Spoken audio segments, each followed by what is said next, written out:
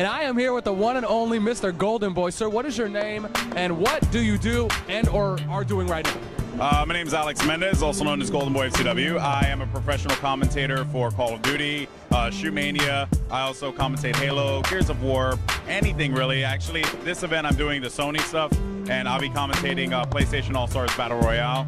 So I just do anything and everything that they ask me to do. I got you. If there's a mic and there's a booth, you're going to be there. That is the basic premise of it, yes. You know, I made my career on being able to commentate multiple titles, so hey, why not, right? How did you get into the scene? Because a lot of people know who Golden Boy is. A lot of people know you as a commentator. How was, well, at least I do, shit. And if no one else does, I'm the only person who needs to. That's right. So, okay. So, but how did you get into esports? How did everything kind of culminate before the commentating and everything that made Golden Boy who you are today? Well, it was actually a pretty interesting story. It's a long story. I've been competing for about 10 years now. But on top of which, though, I started commentating about a year ago. And I made my first event was actually MLG Providence. And, you know, I mean, overall, the way that I got started in it was because of guys like NASTi, Corey Dunn, Lord Jarrett from VVV. You know, these guys, like, they really helped me out. They really pushed me to just say, hey, screw it. Start doing this, start commentating, start entertaining. And that's what I started to do. It's a long story, but the short version of it, you know, I got lucky. I am very fortunate, but I never acted like I deserved to be here, so I always continue to work hard. If you want to break into the industry, it's very simple. It's all about consistency. It's all about just doing right by others. Be positive, consistent, and just work hard. And that's the basic premise of anything, really. So that's what I try to do. That's what I strive to do. That's what I'll continue to do. I know that you just made a transition over to IPL. How did that come about, and how has it been for you so far? I know you've only been there for a while. Yeah, I've been there for about 2.5 weeks at this point. Basically, what happened was that Josh Sutherland had posted on Twitter. They were looking for a commentator for Shootmania. I tweeted him, and he was like, hey, I know who you are. And I was like, hey, I know who you are. And then we interviewed, and then within, like, I think 2.5 weeks, I was out in California. And that's pretty much the way it happened, which is kind of funny.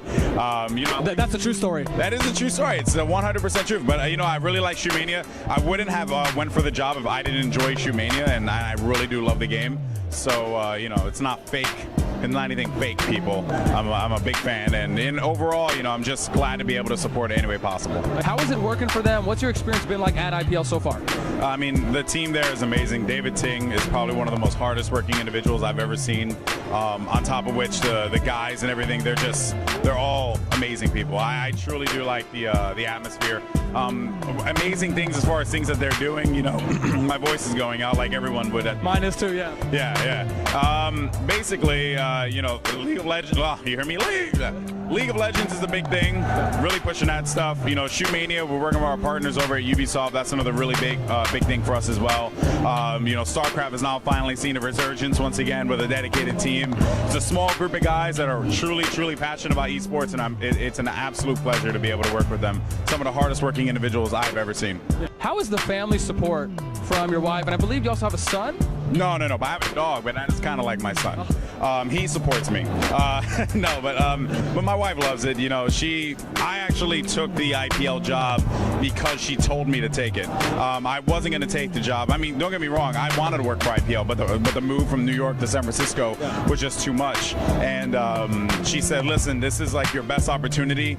Or I'm going to beat you. Yeah, she was like, you take it or I will beat you, and then we're going to have some problems. So that's basically what happened. I took the gig, and you know, I don't regret it at all. I'm very happy, and I'm glad she forced me to do it. Have you ever had parents come up to you and maybe talk to you about esports or about just, you know, maybe players or their kids at all? You know, yes, at a lot of Call of Duty events, and by the way, I just try to kick some people that walk by. Those a-holes? Yeah, like at a lot of the Call of Duty events, we get some parents coming by. I like to talk to them. I like to tell them a little bit about what esports is, what competitive gaming is.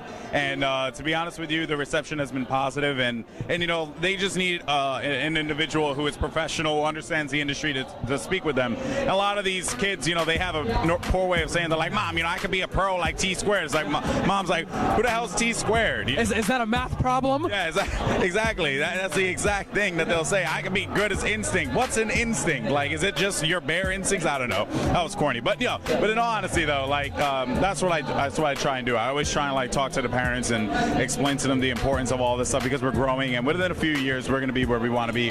Consoles, PC, doesn't matter what it is. It's going to be big. When it comes to team-based shooter games, there is the possibility that we have not seen this many esports features in a team-based shooter, at least for the console, since obviously Black Ops 2 is here now. I mean, what do you think about that, now finally seeing so much esports going to be put into Black Ops 2? Yeah, the support's amazing. David Vonderhaar is probably one of the greatest individuals I'd ever seen when it comes to getting into the community. But on top of which, you got Hasher out there, who is an equally intelligent individual and really passionate about it. You know, I'm very happy. For me, as someone that asked me what was like my most looked for feature, and I told him like I'd be cheating if I didn't say spectator mode.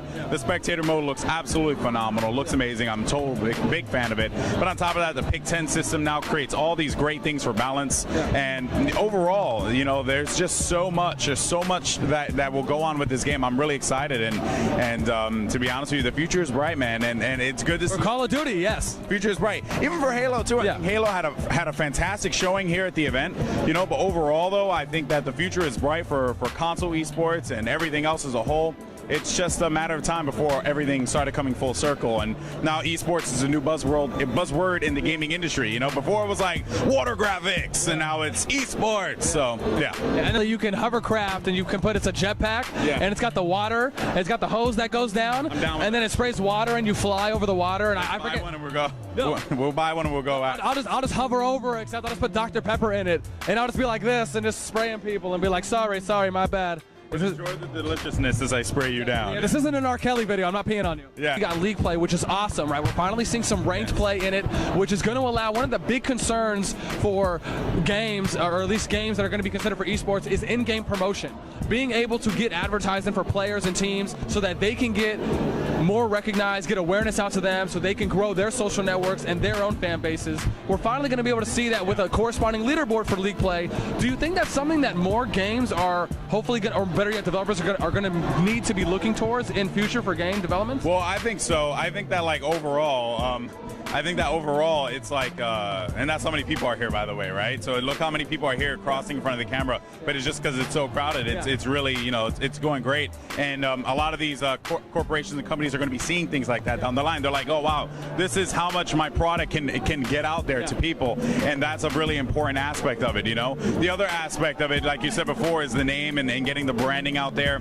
You know, I don't know what the future holds for it. I don't know how it's going to look, but one can only imagine that when you see Optic or Fear or one of these top teams at the top of the leaderboard, they'll come to know the name. I think that the importance that they put on keeping together is very important. I think that is a great thing, because they made sure that it was like being something that like you cannot separate you from your team, you cannot break apart from them, you have to stay with them. I really dig it, and I think that there's a lot of great things that these guys have planned. So damn it. Yeah, I know, it's all good. But yes, there's a lot of great things, and I'm really looking forward to it. Black Ops 2 is going to be a revolution in thought for how we look for you know, just for our esports titles on console. You know, and guys like Halo even had to follow suit with the announcement of rank. They had to. You know, I mean, you're not going to release Black Ops 2, a game that has not had skill-based ranking ever, and then come out with skill-based ranking, and then Halo, the game that pretty much, you know, like just made everyone know what skill-based ranking is, just completely ignore it. Just don't fly that way, you know? A lot of questions I've been asking girl gamers here is, how do they feel about the presentation that they need to carry with themselves, or that is almost in a sense kind of demanded of them on somewhat of a stereotypical level, because any little small thing they do, since they're a minority, is going to get nitpicked on. Do you see it that way?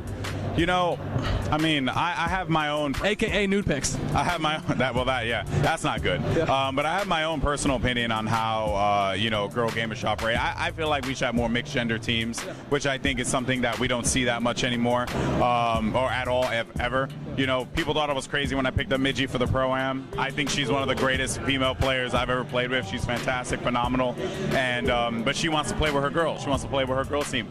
it's hard work and dedication. It applies to anyone. Doesn't matter what it is. Hard work and dedication. That's what it is at the end of the day. You know, just yeah, there's extra scrutiny there because you're a girl. You're a girl team. But hey, everyone had to work their way up somehow, some way. So girls should be no different from guys. You work your way up the ladder. That's just how it is. You put the work in. Don't expect any handouts, and good things will come. How do you feel about esports being one of the very few sports out there in the world that has the ability to be co-ed, where guys and girls are competing at the exact same level?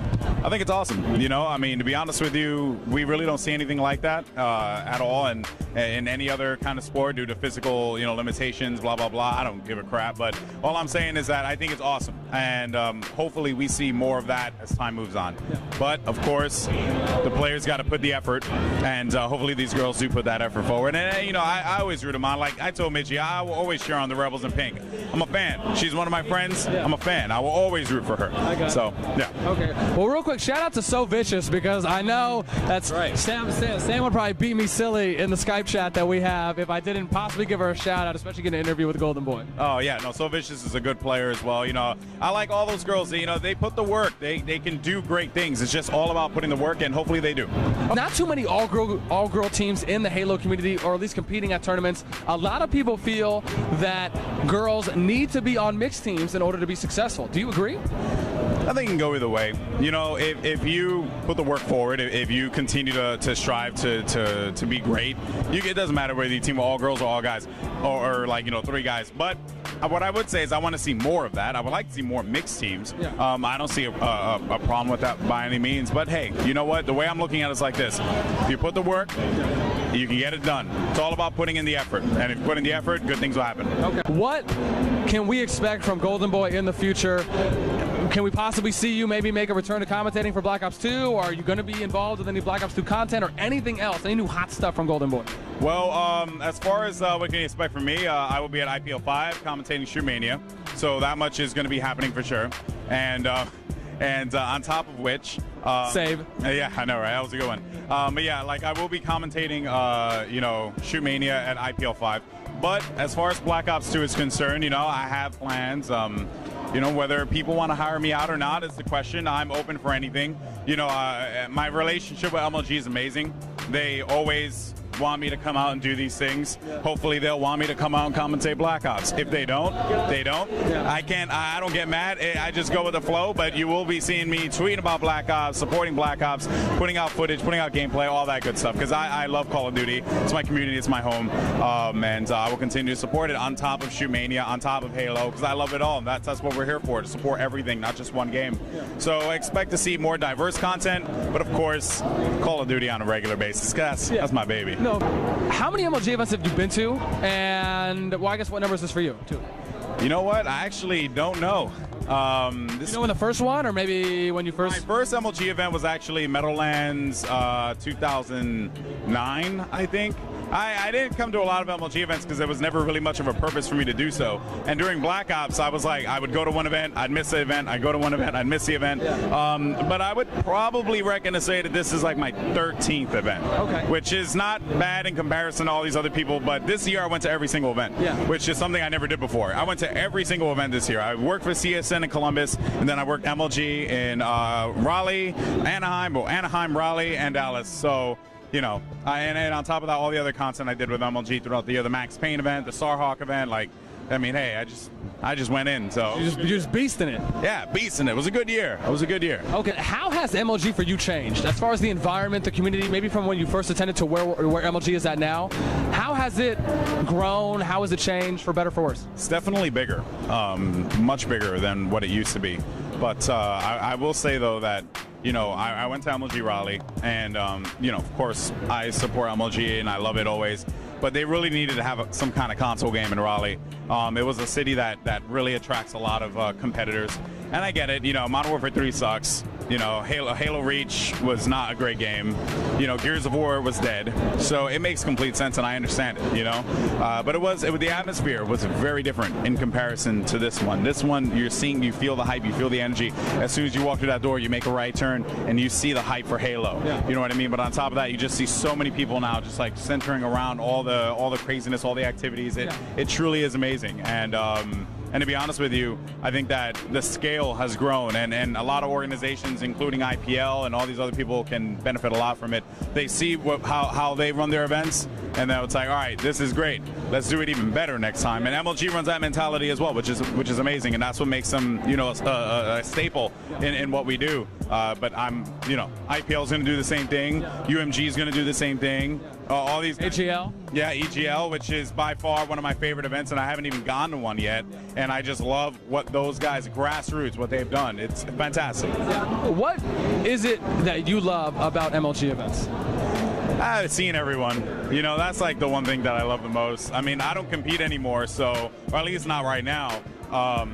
So I would have to say that seeing everyone again is amazing. You know, when I get to see my friend who I live with now, but when I get to see Rachel, it's great. When I get to see my boss, Patrick, it's always a pleasure. Oh, he's actually walking right by right now. Okay. When I get to see, you know, like, who is it, like Miss Violence, T-Squared, like, these are friends of mine that I get to hang out with, I get to see. And it's great. It's great to be able to see them all and communicate and connect. And I think that's what makes these events so special. What could MLG do to improve if they asked you?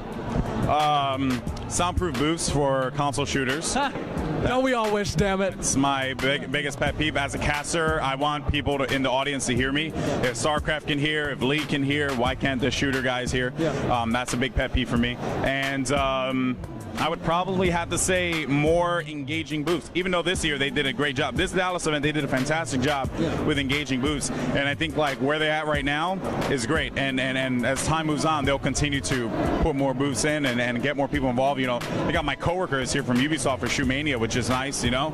And of course, got the PlayStation compound, which is always popping. It's always awesome, you know. And Dr. Pepper is looking really good. So it's like more booths, you know, get more booths involved. Hopefully flips, they don't just send half-naked girls that don't do much for esports. They actually send people who know what they're doing and can make an engaging booth. That'd be fantastic. I got you.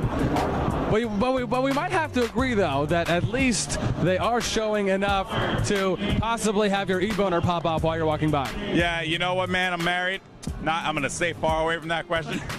for others, for all the super nerds out there. Yeah, for the super nerds out there, for sure. Okay, I got you. When we look at MLG events or big major tournaments, we usually only see a lot of pro players or pro teams prioritize for those coverage or interviews or spotlights or limelights. What do you think about maybe what we're doing, kind of a smaller first-time production, but really wanting to interact with the community, the fans, the spectators, the AM teams, and really give the amateur players a spotlight and kind of their own little platform to promote and get their name out there? I think, you know, at the end of the day, people pay and they come to see the top players. That's just a fact that a lot of people have to understand.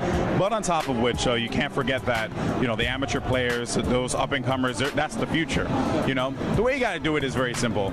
You don't act as if like they're gods. You treat them, you put them in a position where it's like, hey, listen, we're gonna give you this like, you know, 2-3 minutes to shine. Give us what you got. Let us know what you have. You know, you throw it together, a nice compilation, talking to all these people and all that stuff, and it creates great and engaging content. People, you know, like for example, this interview has probably gone on for like a long time now, right? Because I could talk my ass off. Yeah. So like, you know, the whole thing is like, you know, you got a good mouthpiece. I mean, it's my job. So, but like, it's my job, you know, and I talk way too damn much. But basically, though, you know, I think that I've always been a strong supporter of all the amateur players. I think that, you know, they doing what you guys doing, it's fantastic. Hopefully, you know, I see the content and I see what you guys throw together. I'm really looking forward to it. And overall, you know, I would say keep on going to all the people out there, you know, like there's a lot of up-and-coming organizations, up-and-coming, you know, websites, all trying to create coverage and create, like, be the savior of esports. No one needs to save esports. All you need to do is just support it, facilitate it, and so far, so good, right? Okay. So pretty much what you're saying, in short, just to summarize, is that BOSSNASTi's awesome. I guess you could say that. To a smaller degree, on the coverage we're doing. You're just trying to get me to say BOSSNASTi is awesome, and then you're going to cut that sentence out. And you're like, yes, BOSSNASTi. Listen, what I'm going to do now is I'm actually going to edit that out, and then I'll put that on a recycle, repeat reel, and then what I'll do is I'll add what you just said about putting it in there after, and this as well, towards the end of the video, just so people can see it. No, for sure. I mean, hey, man, whatever floats your boat, right? That's right. That's right. BOSSNASTi is awesome. Hey, BOSSNASTi is awesome. Hey, BOSSNASTi is awesome. Hey, BOSSNASTi is awesome. Prove it. Damn it. I'm just messing with you. Shout out to you, Gandhi and D-Mac. I love you guys over at the Halo Council, without a doubt. And I actually got a chance to interview NASTi, so it was actually really nice. And man, that dude, he is a serious balls deep. He's going to give it to you straight. He's very educational. You know, man, I wouldn't be here right now if it wasn't for NASTi. Yeah. So he's probably one of the best people to talk about when it comes to growing everything, because he knows what it's like. He grew the Halo console. You know what I mean? He grew the Halo console to something that, you know, no one expected. And now look, right? It looks fantastic. It's great, and I'm looking forward to seeing what the future holds for those guys. Like shout-outs, mentions that you want to give real quick. No, you know, shout out to you. Thank you. You know, I know you get a lot of heat from people, but I really applaud you for coming out here and reaching out. You know, it's pretty cool. Keep on doing what you're doing. You know, shout outs to, what is it, 343 Industries.org. Shout out to you guys. Thank you. And for the interview. And of course, you know, just to my friends Rob and Ghost, who've been big supporters of me my entire time. My wife, NASTi, Gandhi, D-Mac, Frank, Nathan, Seltzer, Barbosa, Trevor, all those amazing people. Thank you very much. And Corey Dunn, probably one of the greatest commentators I've ever worked with. So there you go. That's my shout outs. I got you. Can't forget Shibby. Okay, and real quick, before we let you go, where can people find more about Golden Boy? Twitter, social networks, where? Yeah, I mean, you can hit me up on Twitter at GoldenboyFTW. I respond to anyone and everyone. I do the best that I possibly can. You know, I do get a lot of tweets, but I do my best. On top of which, you know, my Facebook is the same, my Twitter, my YouTube, all that stuff. And, nice. Yeah, everything's all the same. YouTube's actually GoldenboyFTW TV, and we just have, it's cool to see like the people like dodging and coming through. It's pretty funny. But yeah. But overall, yeah, that's where you can find me. GoldenboyFTW. Platform's the same everywhere, right? Got it. No. And if anything else, just Google it. Google. You can Google GoldenboyFTW, and you will actually find something. It's pretty dope. Once again, guys, here with Golden Boy for the win. Thank you so much, Alex. We appreciate the interview, and definitely have a great rest of the weekend. Thank you, man. Take care. Appreciate it.